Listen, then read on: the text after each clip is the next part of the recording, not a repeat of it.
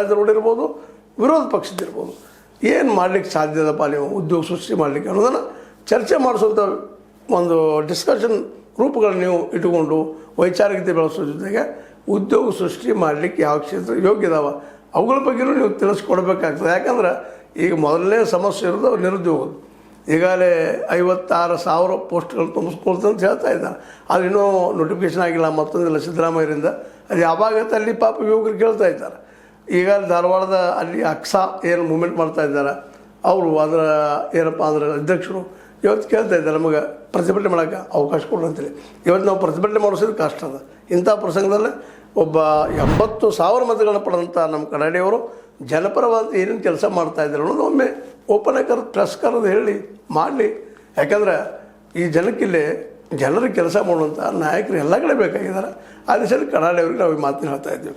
ಕನ್ನಡಿಯವರು ಒಳ್ಳೆ ಬುದ್ಧಿವಂತರಿದ್ದಾರೆ, ತಿಳುವಳಿಕೆ ಅವರಿದ್ದಾರೆ, ಜೊತೆಗೆ ಒಬ್ಬ ಒಳ್ಳೆಯ ವೆಲ್ ರೆಡ್ ಪರ್ಸನ್ ಇದ್ದಾರೆ. ಅವರದಿಂದವರ ಈ ದಿಶೆಯಲ್ಲಿ ಮುಂದುವರಿಲಿ. ಜೊತೆಗೆ ಅವರು ಯಾವ ಪಾರ್ಟಿ ನಿಂತರೂ ಅಷ್ಟೇ ಅದ, ಜನರಿಗೆ ಕೆಲಸ ಮಾಡ್ತಾನಂತ ಅವರು ಓದ್ತೋಳವರ ಮುಂದಾದರು. ಆ ದಿಶೆಯಲ್ಲಿ ಯಾವ ಪಕ್ಷದಲ್ಲಿ ಯಾವ ಪಕ್ಷ ಟಿಕೆಟ್ ಕೊಡಲಿ ಬಿಡಲಿ, ಬಟ್ ಇವತ್ತು ಗೋಕಾಕಕ್ಕೆ ಮತ್ತೊಂದು ವಿರೋಧ ಪಕ್ಷ ಬೇಕಾಗಿದೆ ಅನ್ನೋದು ಸುಳ್ಳಲ್ಲ.